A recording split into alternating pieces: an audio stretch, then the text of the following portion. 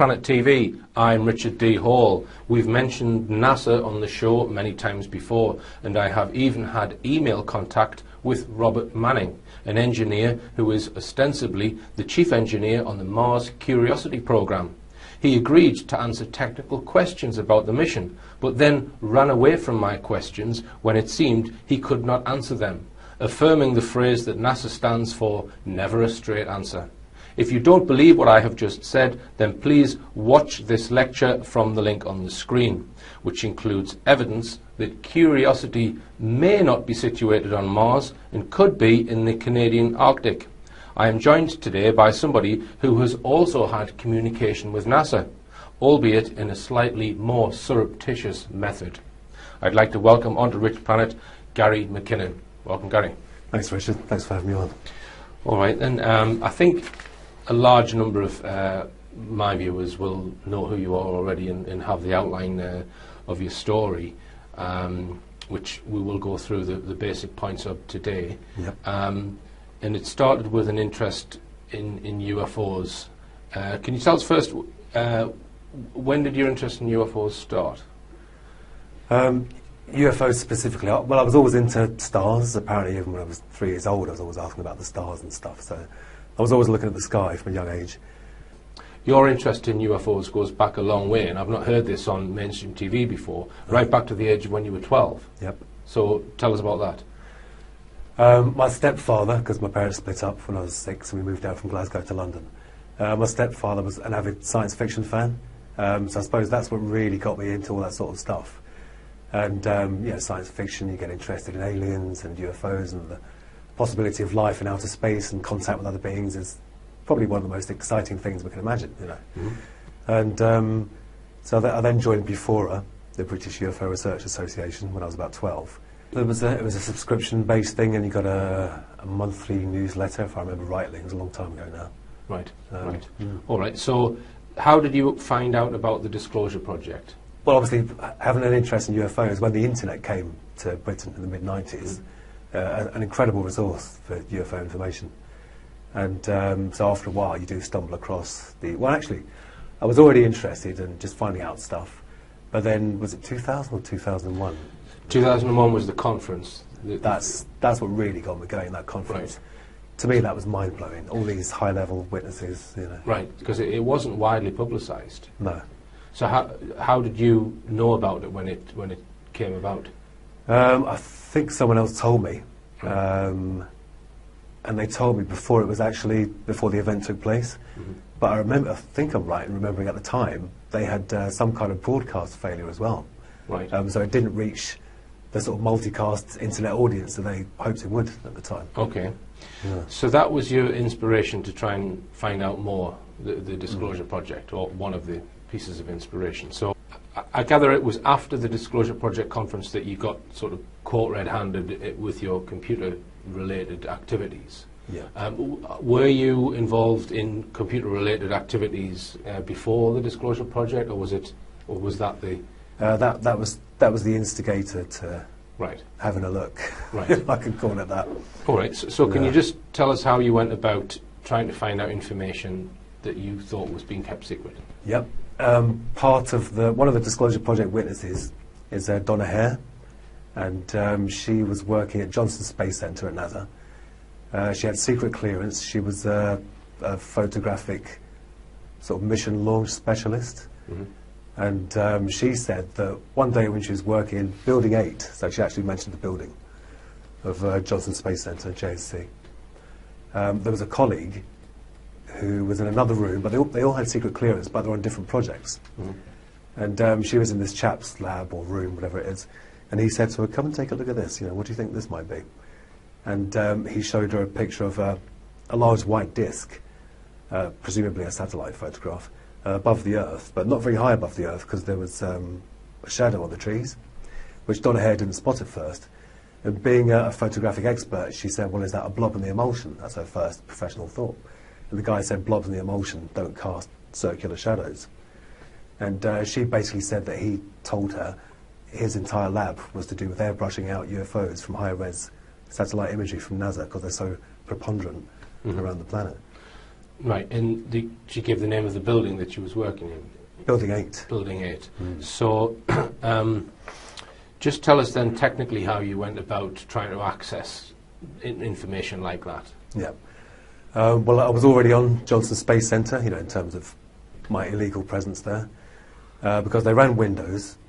They were running something called NetBIOS over the internet. NetBIOS is an Office protocol, basically, for Windows. It's very insecure. There's no way you should be running that open to the internet, so it's very easy to get in. And so I'll just interrupt you there, Gary. So you would need the IP address that's running the NetBIOS initially to try and request data from it, yeah? Yeah. So how did you find the IP address of Building 8 or whatever system you were trying to access? Yeah. Well, you can. That's publicly available, is it? Oh yeah. There's online services where you can type in, Johnson Space Centre, or the network name, which I think was jsc-nasa.gov. And they give you the whole IP block that they own. Right. And somewhat stupidly, NASA, just like the military and everyone else, wasn't using non-routable internet addresses, which are saved for offices, because they're private, what I mean. So this is what you call an internet-facing IP address on a desktop computer? Is that? Yeah, the desktop computers, the main servers. So there was no firewall at all? It's as if, so you could ping the computers in NASA on a desk from your own router? Yeah, some of them wouldn't ping, but I'd still probe them, just in case they didn't reply to pings, but they were still live machines. Right. So you gained access to a whole raft of computer systems within... Wow. Can I ask you, was it just NASA? Or? Oh no, they're all like this.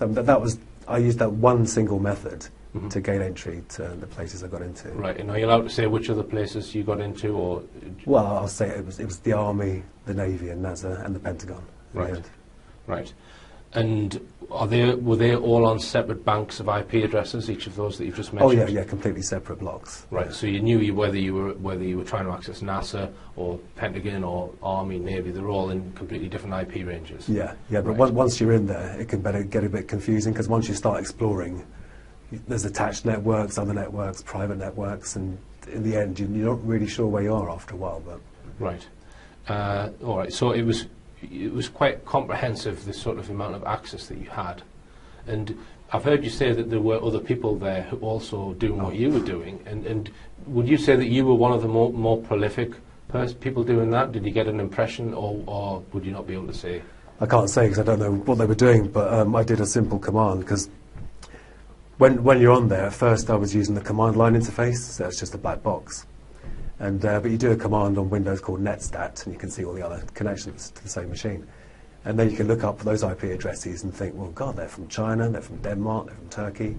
It's like the whole world was in these machines. And I knew that was wrong, because there's no way people from all over the world should be on NASA machines.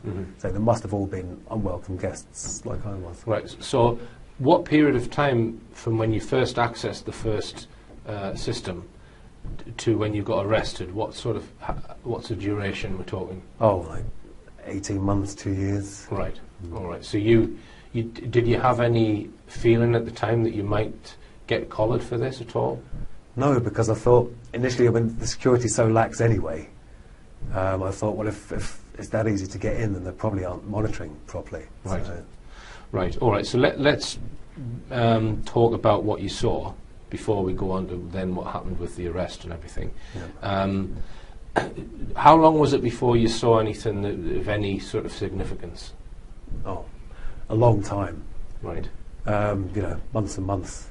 So did you not get bored with it, or was it always keeping your fascination with what kept you going back if you didn't get anything for months and months? Oh, the promise of possibly finding something. Right. And the fact it was so easy, and I thought at some point this is going to close the store, and they'll stop running NetBIOS over the internet. Right. And you won't be able to find blank passwords so easily. Right. And every time you were in communicating with a particular online IP address, would you always know which building you were accessing computers from? No, not at all. Not the physical building. Right. No. Right. All right. So just tell us when you got your first hit, if you like, as regards actually seeing something interesting. The first thing was documentation.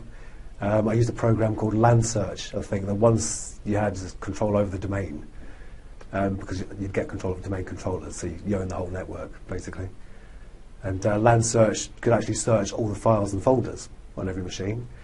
And obviously it's hard because things aren't going to be called secret UFO data.pdf, are they? So, but I'd scan and look for documents, etc., and I found an Excel spreadsheet that was actually called, or at least in the heading of the column, it said non-terrestrial officers. And I was like, my bloody God, that's just non-terrestrial officers. Non-terrestrial officers with ranks and names, and then a separate sheet with tabs for material transfer between ships.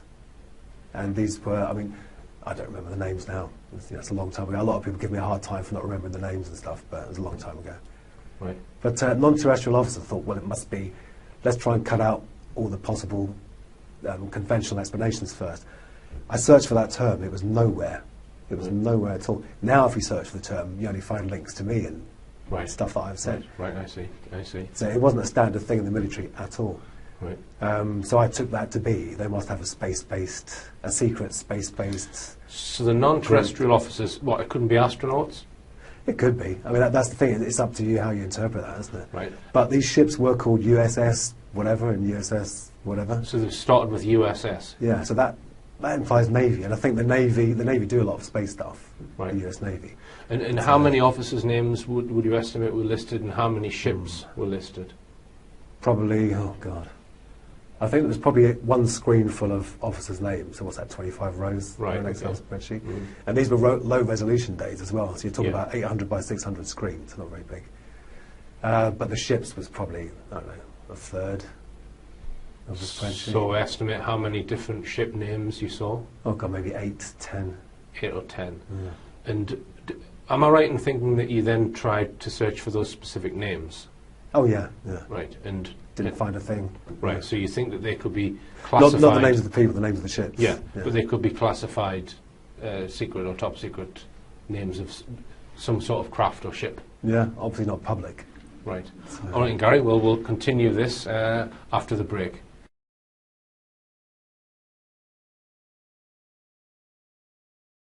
Welcome back. I'm talking to Gary Mckinnon about when he accessed NASA computer systems and found some very interesting information on there. I've given lectures, Gary, about the TR-3B, and in those lectures, this is an alleged secret aircraft, and in those lectures I've sort of put forward the case that it's not really NASA that's possibly designed that technology, that it's maybe some secret part of the Air Force and the NSA that is controlling the information. This comes from Edgar Fouché, whistleblower. Right. And that NASA are, or at least publicly, predominantly put on display rockets. I don't think there's anything more advanced propulsion-wise than a rocket. So, what are your feelings on that? What do you the fact that you've been into a NASA establishment systems and you're finding non-terrestrial officers. So I'm putting the question, don't you think there would be somewhere else like the NSA? Well, the non-terrestrial officers, I think, was on a Navy system. Right. Did I say that earlier? I think I did. Oh, that wasn't in NASA? No, that was on a Navy system. Right, I see. If I remember rightly, I'm pretty sure. Yeah. Right, okay, so the non-terrestrial officers spreadsheet, that wasn't in a NASA building, you don't think? No. All right, that was in a Navy. Yeah. Right, okay. And in the actual ships as well, you mentioned there was names of ships. That was Navy as well. Yeah, so the that spreadsheet. Right, so that wasn't in a NASA folder in Building 8 in... No. Right, no. I see. All right, so that could explain the question that I've just asked there. So just to stay on this sidetrack, what are your feelings on the Apollo missions? Do you buy into the we never went to the moon, or do you have a strong position, or are you open-minded? What's your... I think when you think about things like the Van Allen belts and the radiation and the film on the cameras, the battery on the module, there's a lot of solid scientific reasons why it was impossible with the technology back then. Right. All right. Well, even the computer power back then makes me slightly suspect. Right. All right. Well, you've answered that question. So you mentioned Donna Hare before, whose colleague was involved in airbrushing UFOs out of NASA images, and this allegedly took place in Building 8 at the Johnson Space Centre? That's right. Right. Yeah. So you accessed computer systems there. Tell me what you found. Because Donna Hare had said it was Building 8, when you're in the command line interface and you type in netstat, Windows has a function where when you list all the machines on the network, there's a comment field, and NASA had used the comment field for standard computer audit information that said this is in building blah, that this is the serial number, etc., etc. So finding Building 8 was surprisingly easy, And so then I scanned that subnet. So I think it was only 255 machines on the subnet for Building 8, and there they were. All these machines with blank administrator passwords. It was as if when they built the network, they'd used an image and blatted out the image to every machine, because every single machine had a blank administrator password. An administrator gives you full control, so it was ridiculous. In building at Johnson Space Centre, I found out there were folders called raw and filtered, or processed and unprocessed, and these files were like 200 odd megabytes, 250 megabytes. They were in a proprietary NASA format, and this is in the days of 56k dial-up, so you couldn't download them in like 5 minutes. And I wanted to get on there, find out what I could, and get out quickly. And so I had remote control of the desktop using a program called Remotely Anywhere. And so if you double-clicked on an image, their proprietary software came up, and the image was there. But it wasn't there like that because it's a slow connection. I turned it down to, I think, 2-bit or 4-bit colour. I can't remember if it was monochrome or just 4-bit colour. And it started, juddering down the screen. I think Remotely Anywhere was a Java app at the time. And I only got to see about half or 2/3 of it or something. But it was a hemisphere of a planet, which I assume was Earth, because it was blue and it was cloudy. And but it was a classic cigar shape, with no seams, no rivets, no sort of workmanship on the outside. But it did have one sort of human-looking thing, which was the sort of geodesic domes that you see at Menwith Hell. Above and below, to the left and the right, and one, on its nose, and I assume, one on this side, and I assume one on the other side as well. So, I mean, some people say that could have been man-made because of that geodesic dome feature. But the fact of it all flowed in. There was no, there's the tube, there's a socket for the dome. It was all a flowing, but that's when I saw someone else, the mouse moved, right-clicked on the LAN icon, disconnect, and boom, I was gone. When you saw that particular image, did that then lead to your arrest? Yeah, because when they disconnected me, they obviously got my IP address, because I was doing a direct connection, foolishly, at that time, because I was getting lazy or cavalier. And it was NASA that contacted BT about the IP address. Then you get the client's address through the police, UK police. So that's what got me caught. Right. So that then started. Well, how many years was the legal battle going on? Nearly 11 years, from March 2002 till October 2012. So the first you found out about it was you got a knock at the door. Yeah. So just explain what happened on that day. Crikey. I'd stopped doing the hacking, if you can call it that, blank password phishing. And I think I'd been playing this PC game called Galactic Civilizations all night till about 3 o'clock. So I'd only been asleep for a few hours. And next thing I know, there's someone saying, Gary McKinnon, and prodding me. And I woke up to find a detective, whatever he was, from the National High-Tech Crime Unit, saying you're under arrest for, well, I assume he said hacking into NASA. I can't remember now. But and so did they take you away from your home then? No, the first thing they did was a massive search. They searched my girlfriend, they searched me, they searched the house, they took away the computers, not just the hard drives, they took away all the computers. I was fixing computers for people as well, they took away all of those. Yeah. Right. So did they give you them back? Oh yeah, after a long time. I got back my friends' machines and clients' machines that I was fixing, I got them back within a few months. But I only got my... Oh no, they never gave me back my hard drives because they had evidence on them. Right. So you never got them back? No, because I didn't get time to get a copy of the image, but I got a copy of the non-terrestrial officer spreadsheet, which was on my hard drive, which was encrypted. But I stupidly told them the password. I just fessed up to everything when I got caught. Because they said, oh, you'll only get 6 months, or probably not even that, you'll get community service, you'll be fine. So that spreadsheet that we discussed earlier was on the hard drive that was confiscated from you, and you've never seen it again? No, I'm still trying to get it back. Right, so, which is why you can't remember the names, because you thought you had it stored on your hard drive, right? All right, so as you said, initially they said to you, oh, you'll get some community service or something like this. So why did that then turn into an extradition request and a threat for 60 or 70 years in prison? How did that progress from up the chain? Well, what happened, the NHTCU officers went to Washington, and when they came back from Washington, they'd obviously been extremely impressed by talking to the top brass over there, who'd obviously said, yes, it's a very serious case, he's a very dangerous man. Just like this is the Americans said this? Yeah. Right. Yeah. But I'm assuming, because the officers came back with a completely different attitude. No longer was it 6 months of community service, now it was a very serious thing. You know? Right, so they arrested you, they were quite okay with you, confiscated your stuff, then they went out to America to speak to whoever, and then they've come back with a completely different attitude. Yeah, and gave me a second interview. Right. And because I didn't have a lawyer present at my first interview, and I just admitted, because I knew it was all on the hard drive where it'd been, because I'd kept files and stuff, you know. So there was no point saying, no, I didn't do it. So I assumed I should have had a lawyer at first, and it might not have gone on for so long, who knows. But I had a lawyer at the second interview, and they were trying to get me on conspiracy, saying, oh, we saw some of your ICQ chat logs, and we think you may have been working with other people, which I wasn't.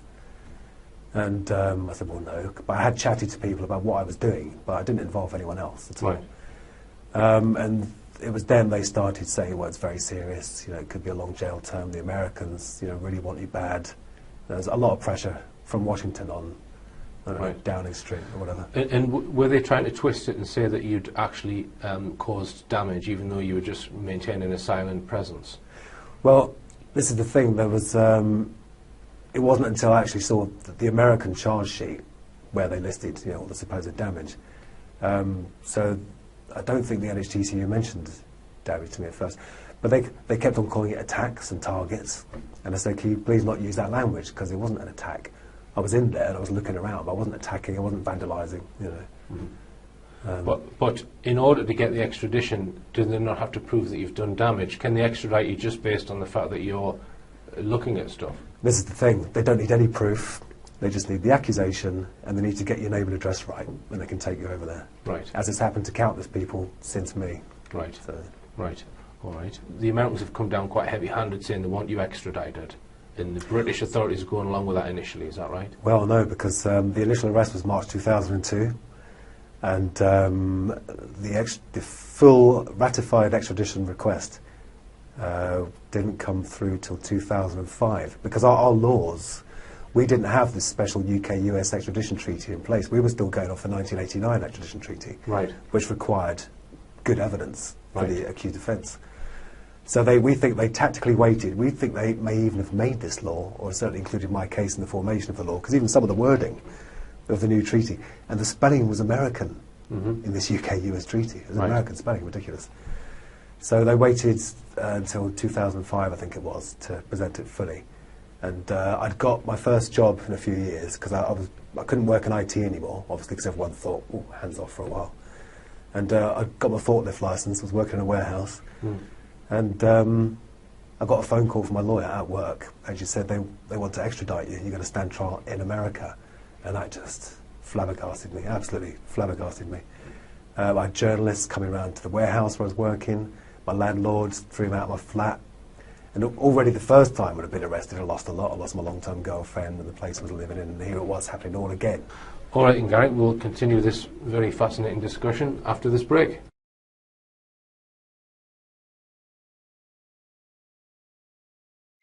Welcome back. I'm talking to Gary Mckinnon about the fact that he accessed NASA computers and other defence establishment computers in America and witnessed some very interesting information. When did the mainstream media get hold of it for the very first time? 2002, the initial arrest. Right, so that was in the mainstream media? Yeah, there was a peak then. Right, and then another peak in 2005. Yeah. So it seems grossly unfair that they can pass a new agreement or treaty and apply it to something retrospectively, and that was in the wording of the treaty. This is retrospective as well. Right, but they still were attempting to do that. Now, here's another devil's advocate question then, Gary. wouldn't you think that they would try and keep it low key? So, in other words, say to the British intelligence equivalent, look, we want this kept out of the media, and I'm quite convinced that on issues like this, if they wanted it kept out of the media, they probably could keep it out of the media with D-notices if they wanted to. Yeah. So I asked the question, do you think it was deliberately made into a big mainstream media issue at the request of the Americans? Well, in America, there was no media. They were definitely keeping it quiet over there, or they just hadn't heard of it.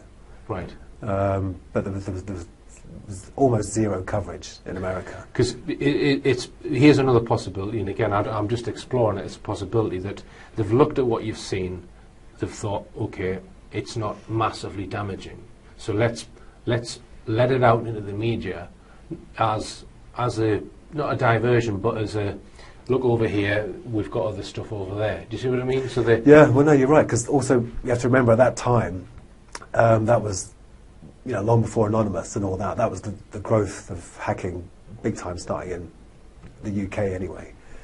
And it was the first time there was that sort of global awareness that this could be a problem. People like this could be a problem. Mm-hmm. And so I think that there may have been the idea that, well, if we get this one guy and do a great big show trial and make sure everyone knows about it, that'll scare off every other possible person in the future. So yeah, it allows them to be more draconian with their legislation, maybe, by trumpeting one case and making an example of it, rather than making an example of you because you found something sensitive. Yeah.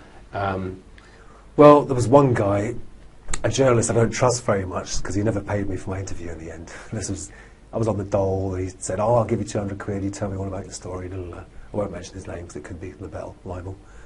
But he said that he'd gone over there and interviewed the top brass, and they said that the main thing was embarrassment. But I don't actually believe that. I don't trust that journalist. But one journalist did say that. Right. And other than that, have you had any other clues as to the reason? That's the only thing you've had? Yeah, as to the real why they're upset over it? Yeah, I mean, very strangely, the UFOs weren't really mentioned very much in the media. Mm-hmm. I mean, I did end up being called the UFO hacker, which is good because the Americans were trying to get me called the 9/11 hacker, because it was, they say before, during, and shortly after 9/11, he was hacking into our security, as if, I don't know, as if not that I had something to do with it, but as just that emotional attachment. They use 9/11, even to this day, they use 9/11 to bring emotions out. And, Now, you've done quite a lot of media interviews, Gary. One of them was the Richard and Judy show. You were quite petrified to go on that show, I believe. I was terrified because Richard and Judy were a big thing back then, and I really don't like being on camera. I don't know if you can tell, but I'm nervous even now after all these years. But I had to do it to raise awareness of the extradition treaty, its unfairness, and the fact that I didn't do any damage, and there's no way it should be such a huge thing. Right. Now, one thing I picked up on that, because I watched it on YouTube the other day, is Richard Madeley said that your best friend, John Ronson, he made some reference to John Ronson. Yeah. So can you tell us, do you know John Ronson well? No, not at all. He did the first interview, I think, in The Guardian. Right. Yeah, I think that was the first interview. And John Ronson's style is a bit humorous. He doesn't really take his subjects very seriously. He's condescending. Okay, yeah. In my opinion. No, he is. And he did actually put words into my mouth and then wrote them. When he was talking about the damage, I said, well, I know I didn't do any damage. He said, yeah, but maybe you pressed the wrong button. So I said, well, maybe, but I don't think so. But in the interview, he said, oh, yeah, and Gary said maybe he pressed the wrong button. So that angered me. So, no, we certainly weren't best friends.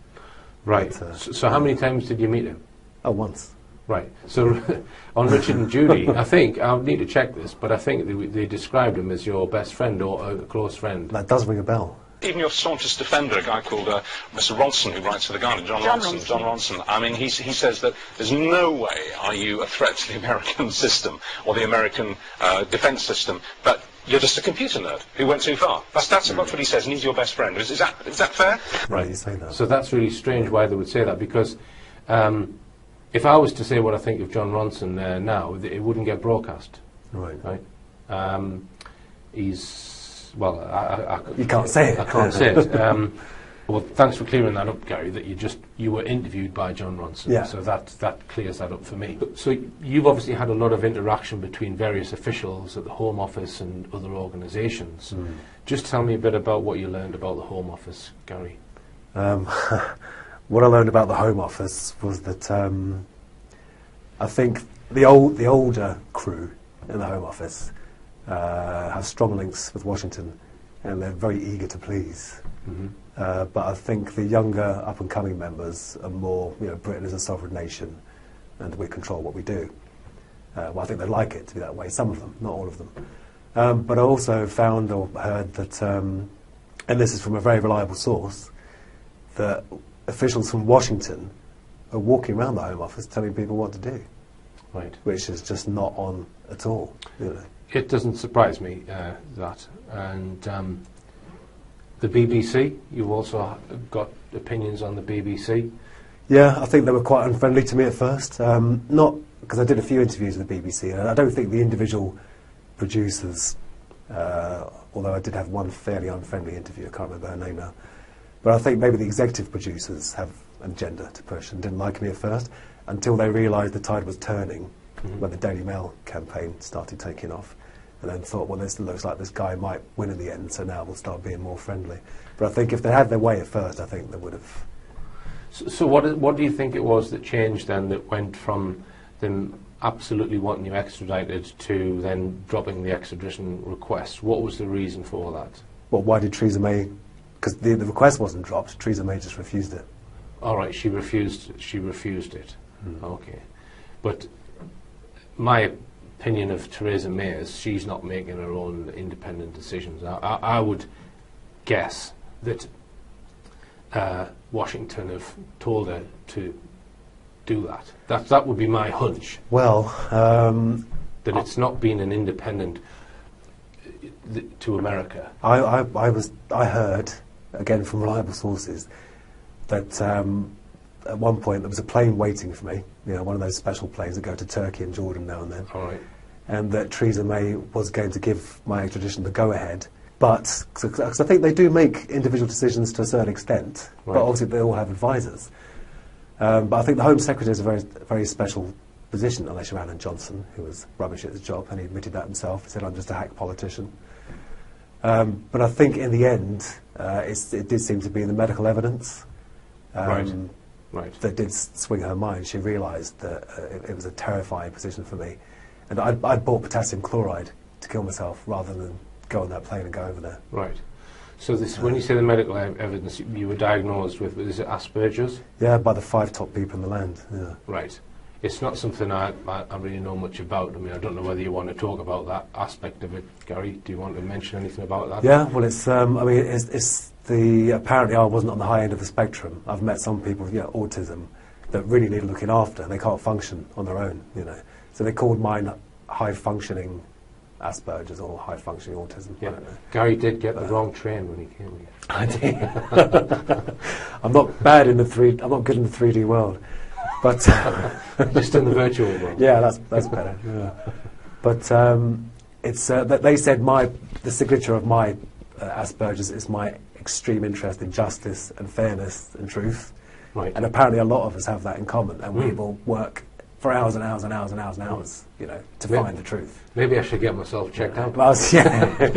Right. Or maybe not. To me, the most interesting part is the list of non-terrestrial officers and possible undisclosed ships. Were any mainstream journalists interested in that? No, I mean, they all, after the first interview, they read that and they see, okay, we can ask him about this and that, but they don't go into it like you do. They don't drill down on the detail. Right. They just say, so you were looking for UFOs and you found this, and then they gloss over it. Right.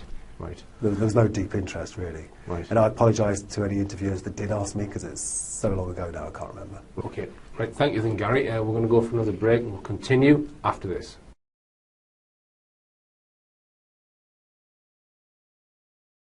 Welcome back. I'm talking to Gary Mckinnon. Now, in some of your media interviews, Gary, I've seen you talk about free energy, and I'm also very interested in that subject. And this is some people would term it over-unity technology, others perhaps perpetual motion machines is another word people might use, or energy from the vacuum. And this is a possible untapped source of energy which is locked within the vacuum or within space itself, that many people believe can be turned into usable energy. So my opinion is, of the free energy, it's not energy from nowhere, it is coming from a source. But you've looked at certain technologies and you've even built some of your own experiments. So can you just tell us about your interest in that subject? Yeah, I mean, I started off, like a lot of people, being interested in Bedini. And after looking at that for a while, I realised that was just the magnetic collapse, the inductive spike. There was no extra energy. So you don't think there's any extra energy in the Bedini motor? No, and I don't think Bedini's ever claimed there was. Right, all right. Yeah. Have you seen any of the videos where they've got two batteries, one which is being charged and the other one is kicking the motor around? Yeah. And it seems to go for months or years, and it will charge the batteries as well. That's the claim. So it's getting energy from somewhere, allegedly. So you would refute that, yeah? Yeah, well, these people need to go to battery university. Using batteries to try and make accurate measurements of power in and power out is just nonsense. Yeah, I would agree that, So my thought on the Bedini motor has always been, why don't they just use capacitors? Yeah, then you've got an exact storage. For the input and output battery, instead they use capacitors instead. Why can't they redesign it with capacitors? Yeah. And then there would be no room for error. A nice capacitor bank, that maybe still the same as the 12-volt car battery. And then, but the one thing I did find that did seem to work was there's a guy called Thane Hines, and he constructed coils in such a way that the rise time lags behind the rotational movement. So normally you get lens effect, and the magnetic field you induce opposes the rotation. Whereas if you can make the rise time lag by the rotation, it actually aids it, because once it's risen, the magnet's past the coil and it pushes it around. And I did my own replication of his coil and got this effect to happen. And I'm no physicist, so I could be wrong, but it seems to violate the work energy principle, because when you attach a load to a generator that's made with these coils, the rotor speeds up and the input current goes down. Right. Which violates the work energy principle. But some people may say it may just be impedance matching, but I don't know, because it seemed to work over a fairly wide range. All right. And any other, because there are hundreds of alleged devices, aren't there? If you can find some thorium, then you can try a nuclear battery, if you like. Right. And there's isotopic decay. It's not free energy, but it's extremely cheap, and there's no moving parts. Right. And you can have one of those in every home, and if people don't mind sitting on a potential nuclear explosion. Right. So, and what would be the legal ramifications of building something like that? Do you know? Have you looked at that? Funny you should ask that, because I watched a video the other day about a guy who was 15 in America, and he scraped off all the radium and the old glow-in-the-dark alarm clocks, and he got the stuff out of smoke detectors, which is radioactive, and some other stuff. And he ended up having the EPA, the Environmental Protection Agency, tearing down his shed and storing it in radioactive lead buckets or whatever. So I think it turns out there's no law that forbids individuals from experimenting with it, or there wasn't then, but there were for corporations. But I wouldn't even experiment with HHO gas, let alone nuclear power. So right. I'll stick to my magnets and coils, thanks. Right. Right. And what's your feeling on where the energy is stored and how the mechanism is coming from the vacuum, as they say? Have you looked at the physics side of it? Yeah, I mean, they do say, there are these virtual particles popping in and out of existence, and there is this, sea of negative energy. But I'm not a physicist. I'm not highly advanced in maths. So there's a lot of it I'd like to understand, but can't unless I invest, 6 months getting my maths better. But even that wouldn't be free, because that is coming from somewhere, and for all we know, that could be affecting something somewhere else. Yeah. We could be taking something from someone that lives somewhere else, for all we know. And if other dimensions exist, which there's no evidence of, you could be sucking something from another dimension, couldn't you? On a common sense level, magnets have a push, don't they? I mean, it looks like kinetic to us, Yeah. And I think the reason they don't work in a normal setup is because of the balance. They always cancel each other out. I think if you can find a clever way of introducing an imbalance to the magnets, like through new metal shielding or something, then you may be able to get rotation without any electrical input. Yeah. So do you think this principle has been mastered and secretized, and they've got it in the secret space program or in other programs? Well, I mean, the bottom line is I don't know. But if you look at, Tom Bearden often quotes like Khrushchev and the Russians talking about their scalar electromagnetic weapons, and we know that the computing power the NSA had in the 60s was huge. So we may be being trickle-fed technology as it gets developed, and then they've got safe control of it. They've built the machines or the weapons or whatever they want to build from it, and then we get the trickle-down effect and all the consumer devices. Yeah. Now, one other thing that you've looked at, Gary, is images of Mars. So you've looked at Mars orbiters. I don't know if you've looked at lander images. Just tell us about that. Yeah, well, I believe they have landing probes there. I believe the rovers are on the surface of Mars. I haven't seen anything to make me think they're not. And unlike the lunar lander, the batteries in the rovers can withstand the environment they're in. Yeah. And I've had a question answered on the batteries and how they're kept warm, because there's nuclear device powering them, or at least to keep the batteries warm.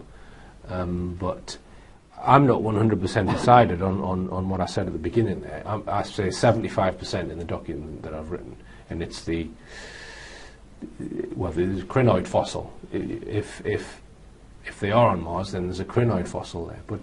But carry on. Well, also, if they are on Mars, then there's an oil pipeline there. I found a thing. We should have got the photos, shouldn't we?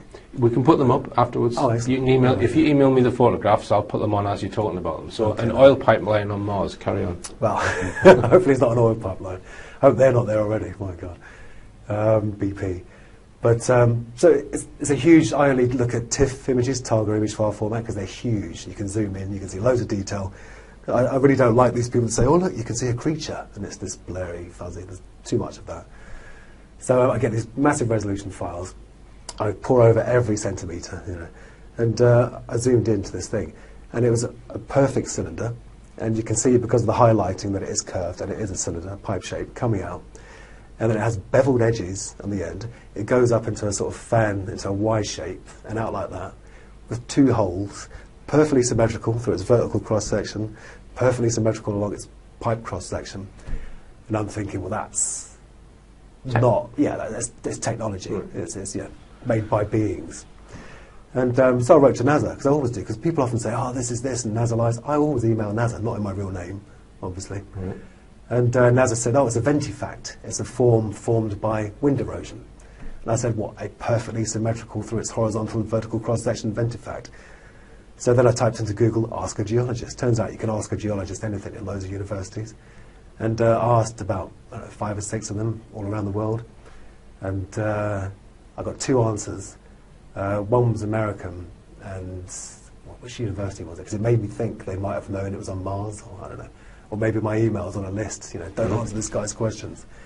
And he said, "Oh, well, it could be a ventifact, but we just don't know." Right. So was this a Mars orbiter image, or no? This is a rover. This is a rover image. Yeah. Right. Okay. Interesting. Well, I'm not aware of the image you're talking about, but we can put that on the screen, and I'll certainly study it. I know that Andrew Johnson has pointed out various anomalies in the orbiter images. One that he thinks is some sort of dome within a crater that he thinks is, or suggests is man-made. There's a few of them. Or not natural. Yeah. There's a huge golf ball dome in one of them. And there's one, the surface of Mars is incredible anyway. It's so alien looking, assuming these are real pictures of Mars, which I do. I don't poo-poo the idea that maybe there are orbiters around Mars. I don't know if you watched my lecture on it, on the actual rovers. I think I did. You and Andrew discussing them. Yeah. It's there's certainly a lot of doubt in my mind over it. I'm not 100%. I wouldn't. Yeah. there's also the conference where the engineers have been asked questions and they don't know anything about the technology. That's what it comes across to me. But anyway, I guess I wouldn't put my life on it. And it's the same with the moon landings as well. Yeah. I'm not. We mentioned that earlier. You said that also some of the technology seems dubious and doubtful. And some of the hazards, how could we have got past them? Yeah. So, yeah. Right. So you don't think that man walked on the moon? no, I don't think man even got to the moon and orbited it. Right. Simply because of the radiation, the Van Allen belts. Right. And I don't think the film could have survived the intense radiation from the sun. No atmosphere to shield it, no magnetosphere to shield it. I don't think you could take photos on the moon with the Hasselblads they had then anyway. So assuming that the Apollo was a hoax, it means that you can't really trust anything coming out of NASA, does it? Well, the National Association of Space Actors. So you are going on filtered information, even when you're talking about these. Yeah. We're going on what they've given us, aren't we? Yeah. Not that I'm trying to poo-poo that there's a gas pipeline but on you're Mars. right. It's a weird situation because I'm saying, assuming that these are real, I think those objects are man-made. So it's kind of topsy-turvy. All right, and Gary, it's been fascinating talking to you, and they have allowed you to start using computers again, and so you're working in the field of computers, and you're also self-employed, which is good news. Yeah, good to be working again. Now, the other thing that you're considering, or you've already embarked upon, is you're writing a book. Just tell us about that. Yeah, I've done about 4.5 chapters, and so it's about half finished. I should finish it by, I don't know, spring next year. But I did approach some major European publishers, but publishers have their own perception of the market, and they want me to write about, the darkness and the suicide and the despair, and it's really somewhere I don't want to revisit. Mm-hmm. So I'm hoping that writing about, the hacking. You want to write a nerdy book? I do. I want to write just what it was like to be, an average guy, and your typical nerd loves his sci-fi or her sci-fi and UFOs, and so I want to, like the nerd that went too far. Yeah, all right. Well, as I always say, the nerd shall inherit the earth, I think. But yeah, it's been fascinating listening to you, Gary, and thanks for coming all the way to South Wales. Thanks and for having me. It's been good luck with the book, and good luck with the business. Thank you. And I hope they leave you alone from now on. So do I, thank you. All right, and remember, believe none of what you hear and only half of what you see. I'm Richard D. Hall. Good night.